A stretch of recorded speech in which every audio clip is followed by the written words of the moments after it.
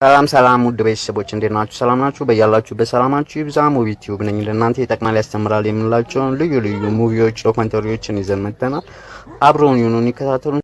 ታሪካችን የሚጀምረው ብሩስ የተባለ ጋዜጠኛ ያስመለከተን ይጀምራል። ብሩስም በዳቦ ቤት ውስጥ ትልቅ ኩኪስ በመሰራቱ እየዘገበ ነበር። ዜናውን በጣም ስለተወደደለት ለስራው እድገት ይሰጠዋል። ወደ ቤቱም ሲገባ የሴት ጓደኛው ግሬስ ለመታወቂያም ይሆን አሪፍ ፎቶዎቹ ስትመርጥለት እንመለከታለን። በንጋታውም ጓደኛው ግሬስን ወደምታስተምርበት ትምህርት ቤት ይሸኛታል። እሷም ከመሄዱ በፊት አሪፍ እድል እንዲገጥመው የእጅ አምባር ትሰጠዋለች። ነገር ግን እሱ በተቃራኒው መንገድ በመዘጋቱ ወደ መስሪያ ቤቱ አርፍዶ ይገባል። በዚህም የሰራው ዘገባዎች እንደማይተላለፍ ይነገረዋል። በሱ ፋንታ ኤቫን ለተባለው ዘገባ እንደሚቀርብ ይነገረዋል። ብሮዝም አለቃው ጋር ሄዶ ሊያናግረው ይሞክራል። ከብዙም ጭቅጨቃ በኋላ ሁለተኛ እድል ይሰጠዋል። ብሮዝም ደስ እያለው ጋዜጣዊ መግለጫውን ወደሚያደርግበት ቦታ ይሄዳል። መግለጫውን ከማድረጉ በፊት ግን ኤቫን የተባለው ተቀናቃኙ እየዘገበ ነው። የኤቫም አንዳንድ መግለጫዎቹ ከብሮዝ መግለጫዎች ላይ ኮርጇል። በዚህም የተናደደው ብሮዝ በቀጥታ ስርጭት ዘገባ መሃል ኤቫንን መሳደብ ይጀምራል። በዚህም ምክንያት አለቆቹ ከስራ ያሰናብቱታል። እቃውንም ይዞ ወደ ቤቱ እያመራ እያለ አንድ የመንገድ ድሩዬዎች ሲቀልዱበት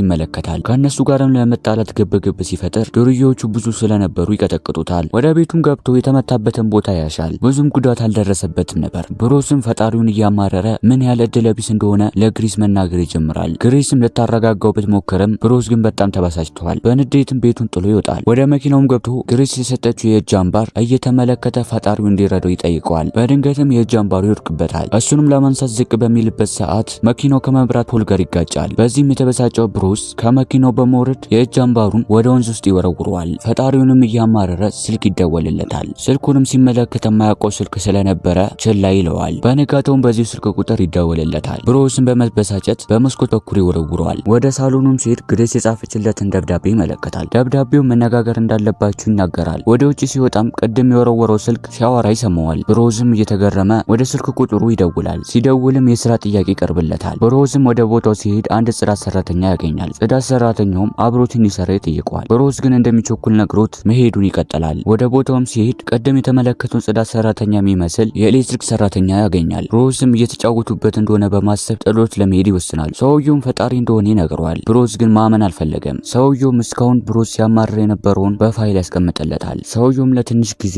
ለብሩስ ኃይል እንደሰጠው ይነግረዋል። ብሩስም ግራ እየተገባ ከህንጻው ወጥቶ ወደ መኪና ውስጥ ይገባል። መኪናውንም እንድትነሳ ሲነግራት ትነሳለታለች። መልኩንም ወደ ሌላ ሰው ቀይሮ በመስታወት ሲመለከት እንደተቀየረ ይመለከታል። ሽጉጥ እንዲኖረውም ሲመኝ ሽጉጥ ያገኛል። በዚህም የተገረመ ወደ ካፌ ገባና ቡና ያዛል። የስኳር ማስቀመጫውንም ወደ ራሱ ስቦ ይመለከታል። በዚህም እየተደሰተ ከአፉ ውስጥ ማንካ ያወጣል። የመጣለትንም ሾርባ ለሁለት እየከፈለ ይመለከታል። በቦታውም ፈጣሪ ነኝ ያለው ሰውዬ ይመጣል። ለብሩስም አንዳንድ ህጎችን ይነግረዋል። የመጀመሪያው ፈጣሪ መሆኑን ለማንም እንዳይናገር ይነግረዋል። ሁለተኛው ደግሞ የሰዎችን ነጻ ፍቃድ ማዘዝ እንደማይችል ይነግረዋል። ከዛ በተረፈ ሁሉም ነገር ማድረግ እንደሚችል ይነግረዋል። ይህን ሁላ ሲያወሩ አንድ ወንዝ ላይ ቆሞ ነበረ።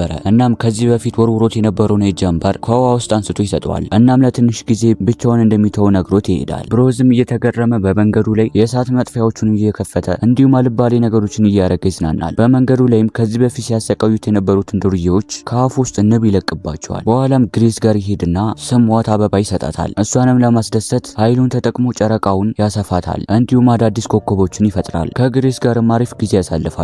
በንጋታውም በዜና ላይ ጨረቃዋ ወደ ምድር በመጠጋቷ አደገኛው ጎርፍ መከሰቱን ይዘገባል። ብሩስም ከእንቅልፉ ሲነቃ የብዙ ሰው ድምጽ ይሰማል። ነገር ግን እሱን ችላ በማለት እቤት ውስጥ ሽንቱን የሚሸናው ውሻ መጸዳጃ ቤት ሄዶ እንዲሸና ያደርገዋል። ቁርሱንም ከተመገበ በኋላ ስራ ለመፈለግ ይወጣል። የድሮ መኪናውንም አስማቱን ተጠቅሞ ውድ መኪና በማድረግ ይሄዳል። በመንገዱ ላይ መንገድ በመዘጋጋቱ መኪናዎቹን በአስማቱ ጥግ እንዲይዙ አድርጎ መንገዱ ይቀጥላል። ወደ ፖሊስ ማሰልጠኛ ፓርክም ይሄዳል። በቦታውም አንድ ጋዜጠኛ ያገኝና በቀጥታ ስርጭት ላጋጠመው ውርደት እየሳቀ ይቀልድበታል። እናም ከዚህ በኋላ ምንም የሚዘገብ ዜና እንደሌለ ይነግረዋል። በሚጨቃጨቁበት ሰዓትም አንድ የፖሊስ ውሻ መሬት ቆፍሮ ሬሳ ያገኛል። ከዛ የነበሩትም ጋዜጠኞች ካሜራቸውን ሊያወጡ ሲሉ ብሩስ ካሜራው ዘግቶባቸው ያስራቸውና ብቻውን ይዘግባል። ጋዜጠኞቹንም መኪናቸው ውስጥ አደንዛዥ እጽ በማስቀመጥ ያሳስራቸዋል። በሰራውም ስራ ምክንያት የቀድሞ ስራውን ያገኛል። ብሩስም ኃይሉን እየተጠቀመ ብዙ ዜናዎችን ይዘግባል። በዚህ ተወዳጅነትን ያተርፍና ሚስተር ኤክስክሉሲቭ ተብሎ መጣራት ይጀምራል። በሌላ በኩል ግሬስ ከእህቶቿ ጋር ማሳጅ ቤት እንመለከታታለን። እህቷንም ቢሆንም ክሩስ ውድ የሆነ ሆቴል ሊጋብዛት ስለሆነ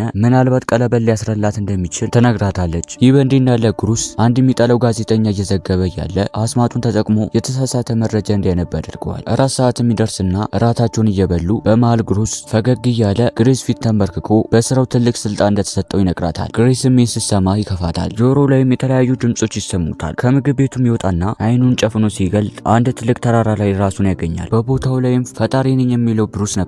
ክሩስም ጆሮ ላይ የሚደጋገሙ ድምጽ ምን እንደሆነ ይጠይቀዋል። ብሩስም ጸሎት እንደሆነ ይመልስለታል። ኃይል ከሰጠው 1 ሳምንቶች ውስጥ ከራሱ በስተቀር ማንንም እንዳልረዳ ይነግረዋል። በስነ ስርዓትም እንዲሰራ ያስጠነቅቀዋል። ክሩስም ወደ ቤት ሲመለስ የተጠየቀውን ጸሎት ለሁሉም በአንድ ይመልስላቸዋል። በመቀጠልም ክሩስ ያገኘው ስልጣን ለማክበር ፓርቲ እያዘጋጀ ነው። በፓርቲው ላይም ግሬስ አልነበረችም። ሲደውልላትም አታነሳም። ኃይሉንም ይጠቀምና ውሻው እንድትመጣ እንዲያደርጋት ያደርጋል። እየደወለለት እያለም አዲሱ የስራ ባልደረባው ሱዛን ትመጣለች። ብቻውንም ለምን እንደሆነ ትጠይቀዋለች። ሳይታሰብም ከንፈሩን ትሰማዋለች። ይህንንም ግሬስ መታ እየተመለከተች ነበር። ግሬስም ከዚህ በኋላ ያላቸው ግንኙነት እንዳበቃ ትነግረዋለች። ብሩስም በፓርቲው ላይ ውሃ ይለቅና ሰዎቹን ይበተናል። በሀዘንም ቤቱ ቁጭ ብሎ ዜና ይመለከታል። በዜናው ላይም ብዙ ሰዎች ሎተሪ እንደደረሳቸው ይናገራል። ይህም የሆነው ቅድም የተላከለትን ጸሎት ስለመለሰ ነበር። ብሬስም ይመጣና ምን ሆኖ እንደሆነ ይጠይቀዋል። እሱም ግሬስ እንደተጣላችሁ ይመልስለታል። ብሬስንም እንዴት እንደሚያገኛት ይጠይቀዋል። ብሬስም በሰው ነጻ ፍቃድ ላይ ጣልቃ እንዳይገባ ይነግረዋል። በነጋታውም ግሬስ ከእንቅልፏ ተነስታ ሩጫ ትሮጣለች። በመንገዷ